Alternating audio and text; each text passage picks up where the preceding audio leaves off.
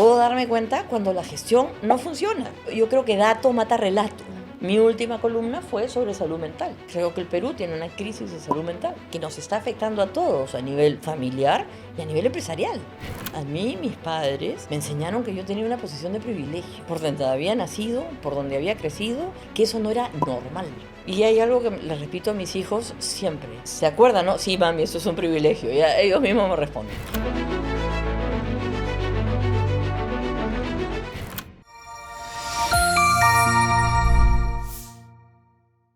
Hola, soy María Cecilia Villegas y bienvenidos a un capítulo más de Liderazgo Consciente.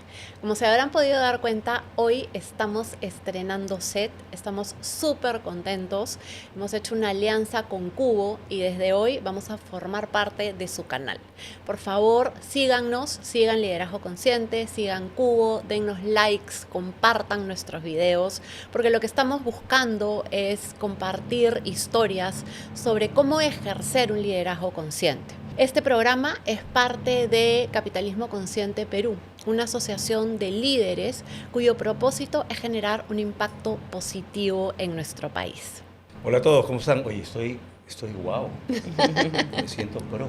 Super pro. Super pro. Qué lindo estar acá en este nuevo set. Hoy día tenemos a una invitada espectacular. María Pía de Palacios nos acompaña y ha liderado iniciativas para fortalecer la participación de mujeres, insertarlas en modelos económicos. Es la primera mujer presidenta, si no me equivoco, de la Caja Arequipa. Y nada, realmente espectacular. No es arequipeña, pero tiene corazón arequipeño. Quiero preguntarte algo para mi querida María Pía, para entrar en calor. Cuéntanos, porque te he googleado, y hablas mucho Chacho de hace su chamba. Ah, sí, Dios, Sí. qué miedo. Cuéntanos algo personal, algo que no sepamos. Sé que tenemos muchos amigos en común. Y después sí voy a ir con una pregunta ya para ponernos serios. A ver, algo que no sepamos. Vengo de una familia de 7 hermanos, 6 mujeres y un hombre. Y eso de alguna manera marca, ¿no? Por eso es quizá el tema, el primer feminista que yo conocí fue mi papá. Porque él siempre decía que podías llegar a donde quisieras. Que ser mujer o ser hombre o ser astronauta no era una limitación en la vida. O sea, tú podías llegar a lo que tú quisieras. Entonces, ese impulso vino desde casa, ¿no? Qué lindo, qué lindo. Bueno, ahora sí, me pongo serio. Ya. Me pongo serio. Te desarrollas en el mundo de las finanzas y se usan muchos KPIs ahí duros, ¿no? Los financieros son duros, no abrazan. No tienen corazón. Sí, así No. se dice, ¿no? Sí, Es parte de... Tenemos No nuestro sonríen, corazoncito. No sonríen, ¿no? Tú tienes los conceptos de capitalismo consciente metidos dentro y yo quería saber, pues, en qué momento de tu vida hubo un cambio, porque tiene que haber habido un cambio, ¿no? Pasar de solamente analizar KPIs a entender que hay mucho más, de repente, atrás de un negocio, atrás de una persona, atrás de alguien a quien le das crédito. Efectivamente, mi formación es financiera, Pacífico y, claro, full KPIs. Pero también yo vengo de una familia empresaria. En mi caso, yo soy cuarta generación de una empresa familiar que ya tiene más de 100 años, es centenaria, y que mi padre sí trabajó en la parte ejecutiva 25 años, o en la parte ejecutiva y como director 40. Entonces, cuando vienes de una familia empresaria, hay como valores empresariales que no están ligados a los KPIs, ¿te das cuenta? Y valores de laboriosidad, labores de querer a tu país. A mí, esto del Perú primero es algo que nos han metido tanto. Y esta es una empresa que además su ámbito es rural, bueno, puedo decirlo claramente, mi familia es dueña del AIBE. Y yo soy cuarta generación. Y la empresa tiene más de 120 años. Y trabaja la leche, ¿no? Productos derivados de la leche, y no tenemos una sola vaca. La empresa empezó siendo una empresa ganadera, ¿ya? El core del negocio era la venta de lana, ¿no? Se llamaba Sociedad Ganadera del Centro. Pero con la reforma agraria, todo el tema del ganado y la empresa se industrializó. Y ahí pasó Ya producía un poquito de mantequilla y un poquito de queso en uno de los fundos que se llamaba Laibe. Y así es como se queda con Laibe. Pero es Ajá. bien interesante lo que estás contando porque una empresa centenaria ha pasado por muchas situaciones. Uf. Una de ellas es la reforma Mm. agraria, ¿no es cierto? Pero algo que has señalado y que es bien importante es cómo de pronto te adecuas, cómo pasas de ser una empresa ganadera a ser una empresa industrial. Y entonces ahí hay un aprendizaje generacional que es trasladado luego a los hijos o a las nuevas generaciones. ¿Cómo sientes que este aprendizaje impactó en tu carrera profesional, en tu liderazgo personal? Cuando tú llegas, por ejemplo, a Caja Arequipa, de donde has sido presidenta del directorio, ¿cómo ese aprendizaje se ve trasladado en tu liderazgo? Primero, la capacidad de adaptarse. Mi familia ha tenido que rehacerse tantas veces, porque además del tema del AIB, era una familia con fundos en el norte. Mi papá era ingeniero agrónomo. Como dicen, no me dejaron solamente sin mis tierras, sino sin mi profesión, ¿no? Entonces, esa Pero te capacidad... quitaron lo tuyo. Lo tuyo, Claro. ¿no? Mi papá se regresó a Lima con 5 hijos y sin chamba, ¿no? Y sin tuvo fondo. 2 más. Y tuvo 2 más, sí. Tuvo No 2 contento. No contento con los 5 y con los problemas. Ah, Dijo, vamos a poner un vamos. reto más. Sí. Y esa capacidad de adaptación, eso de es lo que hay y trabajar con lo que tienes, es de alguna manera lo que me ha servido a mí en la vida para adaptarme a entornos complicados. Cuando yo llegué a vivir a Arequipa hace 32 años, no había espacio para una mujer. Y menos para una mujer con una carrera en el Pacífico. Y hoy día en muchos sitios, ¿Ah? hay que ser honestos, tampoco hay espacio. O Ha no se lo mejorado, dan, ¿no? ha mejorado. Va mejorando, sí. Pero cuando yo postulaba a trabajos me decían, ¿qué? ¿A tu marido no le va bien? Esa era la respuesta. O sea, no era porque yo quería trabajar, sino era porque a tu marido no le va bien. He tenido que adaptarme a espacios que no han sido propicios y me ha pasado en la vida ser la primera en muchas veces. ¿Cómo lo tomo? Siempre lo he tomado como una inversión para las generaciones futuras, para que a mi hija no le sea tan difícil como me fue a mí, para que a mis nietas les sea más fácil de lo que me fue a mí. Entonces, es también yo lo tomo como una especie de evangelización. Ahora a las mujeres así nos dicen intensas, ¿no? Esa es la chapa que han inventado los hombres para mujeres. No me atrevería. ¿Ya? Pero yo soy feliz de ser intensa, ¿ya? O sea, ¿sí te consideras intensa? Sí, Ah, sí. soy intensa. Soy intensa No me parece. en promover que haya igualdad de Ok. oportunidades para las mujeres en el Perú. Porque yo no creo en cuotas y yo no creo en igualdad. O sea, no es que seamos iguales, todos no somos iguales. Lo que creo es que tiene que haber igualdad de oportunidades para Correcto. las mujeres. Que no te desacrediten por ser mujer, por ser madre, ¿no? Por estar en edad fértil. ¿Por qué tengo que discutir mi fertilidad con un posible empleador? ¿Qué, piensas tener hijos? Bueno, esa pregunta me la han hecho, pues. Y es bien importante lo que estás diciendo porque normalmente ya no se habla de esos temas, ¿no? Las mujeres hemos tratado de pasar todas estas barreras sin despeinarnos, si quieres, ¿no? Entonces las enfrentábamos. A mí me ha pasado alguna vez, y creo que lo he contado aquí en Liderazgo Consciente, que me pidieron postular en el mundo corporativo a una vicepresidencia, y una de las preguntas del headhunter era, ¿cuántos hijos tienes? ¿No? Y yo pensar, si a Chacho le pidieran postular, le preguntarían lo mismo, ¿no? Y inmediatamente pensar, uy, ya voy perdiendo porque tengo 5, ¿no? Entonces, no me van a considerar, ahí te van a sacar. Y eso es lo que enfrentamos todo el tiempo, el tema de la fertilidad y ciertas barreras, pero nos hemos acostumbrado a ya no ponerlo sobre la mesa. ¿Sabes lo que pasa? Es que nos hemos acostumbrado a despeinarnos detrás de la puerta. Y hay que despeinarse delante de la puerta. Para que nos digan que somos más intensas. Bueno, no importa. Oye, ¿no? pero yo siempre cuento que tengo 2 hijas. ¿Y cómo te va? Creo que me humaniza, de alguna manera. Qué bueno. Porque los hombres no hablan de sus hijos, de verdad, y yo hablo mucho de mis hijas, me encanta, y comparto contigo el tema de que eso no se trata de cuota a la fuerza, sino se trata de capacidades, y si tienes las capacidades, pues el puesto es tuyo, así de simple, ¿no? Tengo tengo una pregunta para ti, María Pía, porque tú vienes en esta lucha y nos lo has contado ahorita. ¿Has hecho algún sacrificio personal para avanzar en ese tema de defensa de la posición de la mujer o de buscar oportunidades que creas que te ha costado? A ver, siempre tienes que estar demostrando más que tu par hombre. Y entonces, si el esfuerzo es como 5, tú tienes que hacer como 10.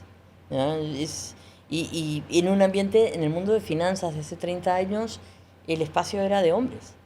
La primera vez que yo le dije a un jefe mío que yo estaba embarazada, me dijo, ¿qué vaina? Y esa fue su respuesta. O sea, no felicitación. No, qué vaina. Felicidades, qué lindo. ¿Qué ¿no? vaina? ¿Ya? Yo he tenido que postergar partos, o sea, porque hubo una crisis y entonces llamando a mi médico, oye, ¿esto aguanta? A ver, ven, te hago la ecografía, 2 días, ¿ya? Y he tenido que postergar partos, no es broma. Oye, yo he firmado papeles en la sala de recuperación de la clínica dando a luz, porque había un problema de poderes en la oficina y entonces no había poderes. O Pues. sea, el waiver del médico y de paso también... Sí, efectivamente. Entonces, claro, Wow. yo he llevado a un niño recién nacido a una reunión de planeamiento. La foto de planeamiento de ese año es con mi bebé. Tengo un marido re flexible, como verás. ¿Ya? Y claro, se casó con una mujer así y no había vicio oculto. Yo era así. Pero de nuevo, es adaptarte. ¿Qué tiene de malo llevar a un niño a un hotel de campo si está bien cuidado? Y ya, mi marido, graciosísimo, le dijo a mi jefe, lo único que te pido es que tenga, que lo cuiden, ¿no? Médico. Tuvo un pediatra 3 días mirándolo. El niño era un recién nacido en perfecta salud. Claro. Pero eso fue lo que exigió mi médico y mi marido, y eso fue lo que mi jefe dijo, de todas maneras. Pediatra neonatal mirando al niño. Qué ¿Ya está? gracioso. Ya. Y ahora, y estas experiencias que has tenido tú como mujer en el mundo corporativo, ¿eso te ayuda también al momento en que lideras organizaciones y te quieres enfocar en darle una mano a las mujeres, en ayudarlas, no porque pongas cuotas, sino en hacer entender los retos y las barreras que las mujeres enfrentamos cuando queremos trabajar en el mundo corporativo, cuando queremos ser emprendedoras o cuando simplemente tenemos una necesidad que resolver dentro de nuestras familias? Creo que mi mayor contribución ha sido en visibilizar, porque muchos de mis colegas hombres ni siquiera la ven.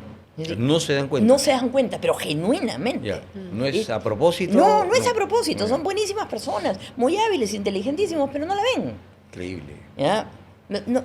No han tenido una circunstancia, probablemente sus esposas no trabajan o no tienen hijas mujeres, o sea, no tienen por dónde verla, ¿te das cuenta? Entonces mi trabajo es visibilizar. Y en una ciudad como en Arequipa, que es todavía lamentablemente tan machista, es ser role model para otras mujeres. Y yo sí invierto mucho de mi tiempo en mentoría o en participar en eventos. Hace poco me invitaron una asociación muy interesante que se llama Women in Mining, ¿no? Que son las chicas en minería. ¿Sabes cuántas mujeres en porcentaje total en minería hay en el Perú? 7% de la población minera. ¿7? Te iba a decir 3. 7. Están mejorando, están empujando. Y hay algunas mineras que lo tienen como dentro de sus objetivos de ampliar el número de mujeres en posiciones, especialmente en posiciones STEM. Entonces, ahí tienes algunos que sí se han comprado el pleito. Porque a veces uno se siente tan aplastado cuando postulas a posiciones y te están hablando de si tienes novio, si tienes hijos, ¿no? Y cuando tú quieres hablar de tus habilidades, de lo que sabes hacer o de tus experiencias, ¿no? Y la conversación termina siendo tan... Y eso de que ya no preguntan, María Cecilia, siguen preguntando las mismas estupideces. Sí. O sea, lamentablemente siguen No evoluciona preguntando. el tema. No. No, porque además no podemos hablar del tema, ¿no? En algún momento la palabra género se convirtió en una mala palabra, ¿no? Está prohibida por ley. Cortesía del Congreso. Sí. Ya en nada del Estado puede decir la palabra género. Y es vergonzoso porque sobre todo en un país donde tienes la discriminación que tienes y la violencia contra las mujeres que tienes, tendríamos que entender qué es lo que sucede. No es que las mujeres sean menos capaces de lo que los hombres, es que simplemente hay determinadas particularidades, ¿no? Para comenzar, cuando empiezan el colegio, las mujeres tienen mejores notas que los niños hombres, pero en el camino esto se va reduciendo y se va reduciendo porque ¿por qué no trabajamos en su autoestima? Porque tienes profesores que le dicen, oye, tú puedes ser enfermera y no doctora. Cuando lo que nosotros necesitamos es enseñarle a las niñas que ellas pueden ser lo que quieran ser. Ellas pueden cumplir con sus sueños. Y luego tenemos un problema adicional y es que la mayoría de mujeres utiliza más tiempo que los niños hombres en el cuidado del hogar. Las niñas son en el campo las encargadas de traer agua en la casa cuando no hay agua, son las encargadas del cuidado de los hermanos menores, de la limpieza, de la cocina. Y eso hace que desviemos su tiempo. Y entonces es súper importante esta conversación que estamos teniendo y poner sobre la mesa cómo logramos equiparar el piso. Que las niñas tengan las mismas oportunidades que los niños. Te pongo un ejemplo en inclusión financiera. Cuando diseñamos programas de inclusión financiera, al comienzo los programas de hombres y mujeres eran iguales. Y nos comenzamos a dar cuenta que teníamos mucha deserción femenina. Y entonces dijimos, uy, Houston, acá tenemos un problema, ¿no? Y comenzamos a mirar y a hacer un uno a uno para ver por qué se había ido, qué era lo que no encajaba. Y nos dimos cuenta que las mujeres, además de necesidades hard de saber pues cómo llevar la logística o la contabilidad o cómo sacar su RUC, había necesidad de hacer mucho toda la parte de empoderamiento, toda la parte mal llamada soft, ¿ya? Que no habían recibido en el hogar. Y más bien en el hogar habían recibido tú no puedes, eso no le toca a las niñas. No se la creen tampoco. No se la creen. Okay. Entonces, hoy por hoy, en los programas de inclusión financiera y de educación financiera que tenemos, Caja Arequipa tiene uno maravilloso, va a ser un cherry acá que se llama Kalpa Warmi, Mujer Fuerte, pero yo te diría que más del 50% de la carga lectiva es ahora en temas de soft, ¿ya? Y el resto es ya un tema hard, ¿no? Y eso nos ha dado resultados. ¿Y cuál es el programa que más resultados nos ha dado? Cuando le añadimos al programa mentoría, cuando tienen un mentor.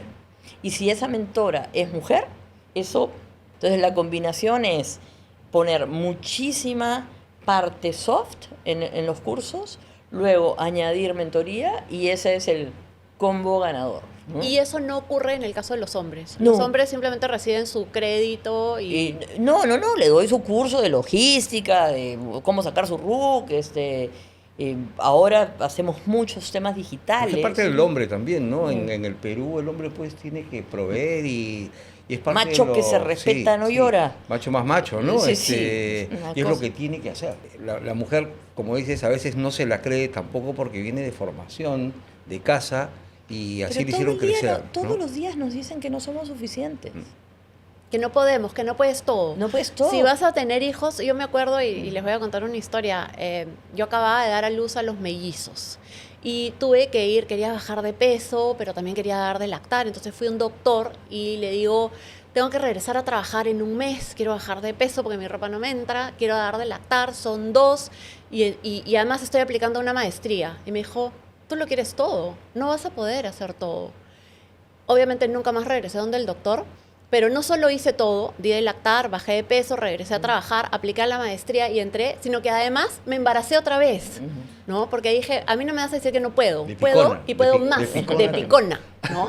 Pero es, todo el tiempo nos dicen que no vamos a poder, que algo tienes que hacer mal, que si vas a ser exitosa profesionalmente no vas a poder ser una buena mamá, ¿no? Y ahí la carga de las otras mamás también, ¿no? Cuando vas a la reunión de mamás, yo he tenido madres sustitutas para 4 hijos, madres sustitutas para todo, porque además yo era gerente de una FP de provincias. Entonces, claro, cuando era el show del Día de la Madre, yo estaba pues en Huánuco, ¿ya? O sea, claro. es parte de o sea, salía de Arequipa el lunes y regresaba el viernes. O sea, esa era mi chamba durante muchos años. Y claro, y yo en Arequipa no tengo hermanas, no tengo familia directa. Entonces, mis amigas, gordita, voluntarias para el show del Día de la Madre, 4. Porque además, como ellas no trabajaban, estaban fascinadas con él. Entonces, mis hijos están acostumbrados que tienen estas tías que son muy importantes en su vida. ¿Te das cuenta? ¿Y por qué? Porque tú puedes... Una cosa que hacemos las mujeres muy bien es generar redes de contactos. los hombres le llaman red de contactos, yo lo llamo red de soporte. Entonces, para las mujeres su red de soporte es vital. O sea, yo no podría haber hecho todo lo que he hecho en mi vida, porque también tenía 3 hijos, trabajaba, hice una maestría todo al mismo tiempo. Y un marido flexible. Y un marido flexible. Que es importante. Muy flexible. Muy importante. Muy importante. O sea, muy importante. O sea, Juan Carlos siempre me ha dicho, dale, nomás gordita, ¿no? O sea, siempre es, además, siempre dice, ¿en qué andas? ¿No? Porque siempre ando en 500 cosas al mismo tiempo. ¿En qué andas? Y eres un ejemplo además para tus hijos también, porque los hijos se sienten orgullosos, aunque no lo digan, se sienten orgullosos Aunque también, se aunque se quejan, quejen todo el tiempo. Yo te iba a ¿no? preguntar si se quejaban. Se quejan. Claro, por Sí, supuesto. porque reclaman, ¿no? Leo reclamo. Con todo derecho, además. ¿Por qué no eres una mami como las otras mamis? Claro. Eso siempre me ha ligado y siempre digo, bueno, es la que te tocó, mi amor. Claro, Es lo que hay. Es lo que hay. Es lo que hay. ¿no? Pues ustedes saben que mis amigos dicen que soy un papá raro, porque yo no me he perdido ni un show de mis hijas. Creo que yo una vez al Día de la Madre, porque mi esposa no podía, estar de viaje. Qué suerte, tus hijas. Pero, Sí. pero lo raro es el cuestionamiento también del otro lado, del lado del hombre, que me dicen, oye, lo que tú haces no es normal, no está... Nos está malogrando el mercado. Hay para los dos lados. ¿Ah? Sí, sí. Cuando no tienes esos patrones tan definidos de lo que las mujercitas tienen que hacer y los hombrecitos tienen que hacer, los chicos crecen con esa flexibilidad y con esa mentalidad súper abierta. Y espero que mis hijas políticas y mi hijo político me lo agradezcan más adelante, ¿no? Por supuesto, cuando tengan hijos. Exactamente. Ya se darán cuenta. Por supuesto. Y ahora yo quiero salir un poco de eso, porque además tú tienes una voz muy fuerte, María Pía, y estás todo el tiempo hablando de temas políticos, de temas de, como decimos nosotros, política con P mayúscula, de políticas públicas, de exigir al Estado, de tratar de trasladar información, de ejercer ciudadanía y de impulsar además a que otros líderes empresariales también estén haciendo política y estén ejerciendo ciudadanía. Y aquí un disclaimer. Cuando en Liderazgo Consciente hablamos de hacer política, no hablamos de militar en un partido político. Hablamos de nuestro rol como ciudadanos, aquellos que tienen el poder y son los que llevan a las autoridades al poder y por lo tanto tenemos la obligación de exigir que nos rindan cuentas. De cuestionar, ¿no? De cuestionar, ¿no? Sí. ¿Qué proyecto has aprobado? Vigilantes. Siempre. ¿Qué proyecto has aprobado? ¿En qué has gastado mi dinero? ¿Por qué tú, alcalde, has aprobado un edificio de 34 pisos? ¿Qué es lo que está sucediendo en la ciudad de Lima y nos están destruyendo la ciudad? Y no siempre, y de hecho la mayoría no lo hace, pero tú tienes una voz muy firme, tus artículos son muy claros. ¿Cuál crees que es el rol de los líderes empresariales en el impulsar el desarrollo del Perú? Primero, calladito no se te ve más bonito. Creo que la generación de empresarios de mi padre crecieron con esto de... Vamos a repetir eso porque me gustaba. Calladito. no se te ve más bonito. ¿Ya? Se lo pregunté al Nobel ahora en la reunión de Perú Sostenible. O sea, estuvimos hablando de eso, o sea, del rol del empresariado hacia ejercer esa ciudadanía, ¿no? Y por pasar piola, no, eso ya pasó. En un país donde la desconfianza es absolutamente visceral, ¿ya? Somos el país más desconfiado del mundo en la encuesta de Edelman, y lo que menos jalado sale son los empresarios, tenemos una posición que tenemos que usar. Y la otra cosa, lo que a mí me mueve, es una enseñanza desde muy chica. A mí, mis padres me enseñaron que yo tenía una posición de privilegio. Por donde había nacido, por donde había crecido, por donde, o sea, digamos, las oportunidades que yo había tenido en la vida, que eso no era normal. Porque mucha gente da por sentado, ¿no?, que sus papás los mandan al colegio A o a la universidad B. No, eso no era normal. Eso era privilegio. Y hay algo que les repito a mis hijos siempre, ¿no? En una vacación o en una no sé qué, me volteo y digo, ¿se acuerdan, no? Sí, mami, eso es un privilegio. Y ellos mismos me responden. ¿Por qué? Porque no hay que perderlo de vista. Y cuando tú no pierdes de vista eso, que estás en una posición de privilegio, entonces tienes que regresar, pues. Hay que regresar lo que te ha sido dado. Devolver. Hay que ¿no? devolver. Sí.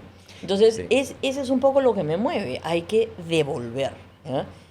Y devolver en lo que uno sabe. Y yo qué sé, gestión. ¿No? Entonces, puedo darme cuenta cuando la gestión no funciona. Entonces, por eso es que mis artículos son, yo creo que dato mata relato.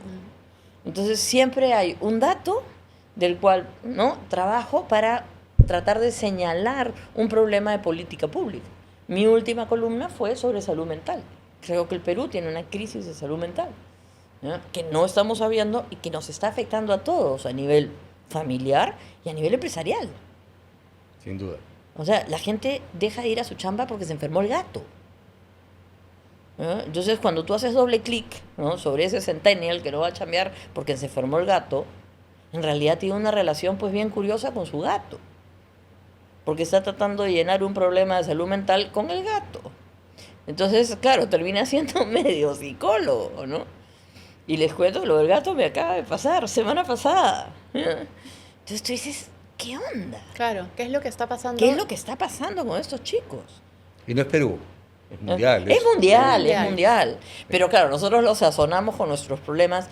¿Tú sabes cuántos psiquiatras hay en Ayacucho en la salud pública para servir a los ciudadanos de Ayacucho? ¿De Salud y Minsa? Ninguno. Entonces, claro, el Estado supone que no hay problemas de salud mental en Ayacucho. Además, en Ayacucho, Ajá, una ujú. región que ha sido tan Tan golpeada por el golpeada, terrorismo. ajá. Entonces, si tú te vas a la data, te das cuenta que hay una disociación, ¿ya?, con lo que realmente está pasando. Y no es un problema de plata. Fue un problema de plata cuando yo era chica y el Sí, Perú... correcto. Hoy día hay dinero. Hay dinero. Sí. Lo que no hay es gestión. No hay una... O no hay voluntad. No hay una correlación entre los problemas del país y las políticas públicas. ¿Por qué? Porque en el camino tenemos líderes que se dedican ¿a qué?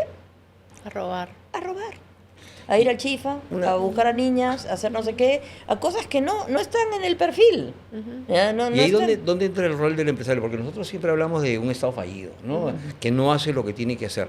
Es un deber, una obligación, un derecho no es, del empresario ir más allá porque ya pues te toca, ¿no?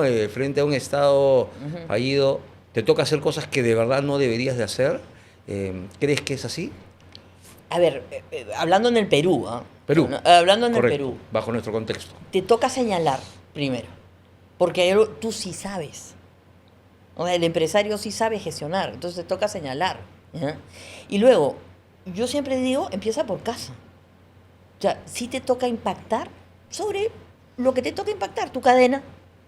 Entonces, ¿por qué no puedes mejorar productividad en tu cadena? Que No. finalmente te sirve a ti también. Exactamente, win-win situation. Entonces, oye, ¿sabes qué? Voy a mirar a todos mis proveedores y voy a mirar cómo puedo yo hacer algo para que ellos mejoren su productividad, mejoren el rendimiento o mejoren en general. Ya, ¿eso es algo que un empresario puede hacer? Sí. ¿Depende del Estado? No. En lugar de sentarte, o sea, yo siempre digo, en lugar de sentarte a discutir con el Estado cosas sobre las cuales tú no tienes control, comienza a discutir con el Estado cosas sobre las cuales tú tienes control. ¿Ya? Y comienza a trabajar, no pelearte con el Estado, a trabajar con el Estado para ver cómo generamos sinergias que puedan permitir impacto en el desarrollo. Te pongo el caso de Quellaveco en Moquegua. Entonces están sentados con el gobierno regional en Moquegua a ver cómo impactamos en salud, en educación. Han encontrado las 3 cosas que son vitales para ellos, ¿ya? Y están trabajando con el Estado. Entendiendo las necesidades de la región, porque muchas veces queremos ponerle la biblioteca y no necesitan aprender a leer ahorita. No, o sea, y de nuevo, sentados ahí. Porque a mí me encantan los programas de responsabilidad social que hace alguien sentado en Canabal Moreira, en Rivera Navarrete. No, pues, eso no es campo. O sea, me he pasado viajando por este país pueblo por pueblo, campamento minero por campamento minero, y de verdad lo que necesita el país no es lo que estamos pensando en Lima, claramente. Correcto.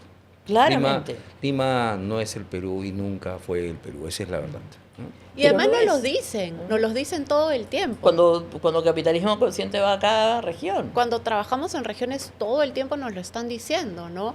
Hay un rechazo a Lima producto de que Lima quiere imponer su visión del mundo de manera vertical. Ayer ¿no? veía un comentario en LinkedIn, estaban hablando de política y una persona, gerente de no sé qué, contesta lo siguiente, es que lo que debería pasar es que los del sur no deberían tener voto válido. Ah, claro, por supuesto. ¿Cómo van a votar? ¿Cómo van a votar? Señor, disculpe, pero yo soy del sur y le juro que yo quiero votar. ¿Ya? Entonces, es como, ¿cómo no nos van a odiar? Claro Obvio. que nos van a odiar. Pero además no se entiende que eso no sería una democracia. Te la ¿no es ganas a cierto? pulso. Además, Sí, es que de verdad, Sí. desde Lima nos ganamos a pulso Ujú. el resentimiento que nos tienen en el resto del Perú. Yo, sabes que yo tengo como, soy Dr. Jekyll y Mr. Hyde, porque con una pata hablo como limeña y con otra pata hablo como arequipeña, ¿no? Entonces, dependiendo de... ¿no? Y eso también me ha servido en la vida para poder explicar, y de repente es parte de mi responsabilidad, ¿ya?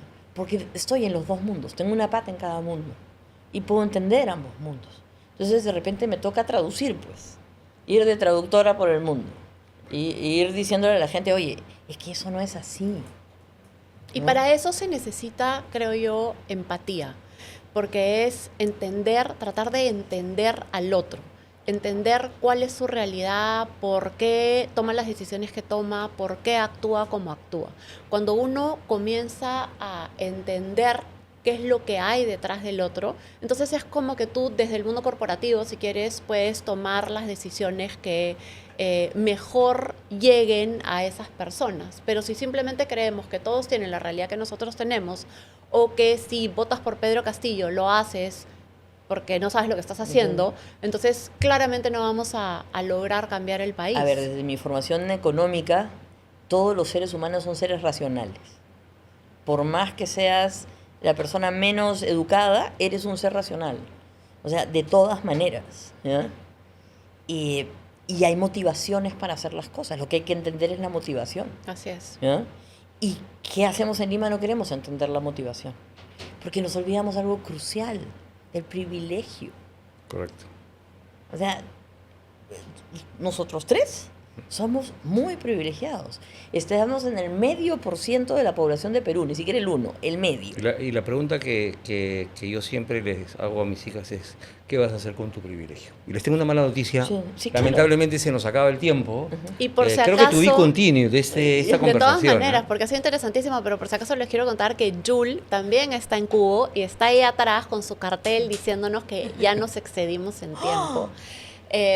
Yo quisiera cerrar esa conversación, María Pía, ¿qué puedes decirle a los líderes empresariales? Estamos a puertas de una elección que puede cambiar el país, pero estamos también en un año electoral regional, que es sumamente importante y que nadie está hablando del tema de las elecciones regionales en un país donde no hay partidos políticos.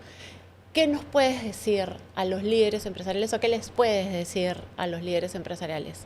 ¿Qué hacemos? Me voy a copiar la frase de Chacho, está buenísima. La primera pregunta es, ¿qué vas a hacer con tu privilegio? ¿Cómo vas a impactar? Escoge una batalla. Yo a la gente le digo, escoge una batalla. ¿Quieres ser, no sé, de tu parroquia? Buenísimo. ¿Quieres ser de las madres de no sé qué? Bestial. ¿Quieres ser capitalismo consciente? Buenísimo. Pero esa batalla que escojas, vívela. Vívela, vívela, vívela. Porque no le vas a poder decir sí a todo. Yo hay un montón de cosas que le digo, no, mira, no. Pero esa que escojas, dale tu tiempo, Con tu todo. energía, con todo. Sácala Ya. adelante. Sácala y si algo adelante. saben hacer los empresarios, es sacar adelante proyectos y sacar adelante empresas. ¿Qué vas a hacer tú con tu privilegio? Y con esa pregunta me quedo. Muchas gracias por estar aquí. Danos like, síguenos, Liderazgo Consciente, Capitalismo Consciente y a partir de hoy en Cubo. Muchas gracias y nos vemos la próxima semana. Chao. Chao.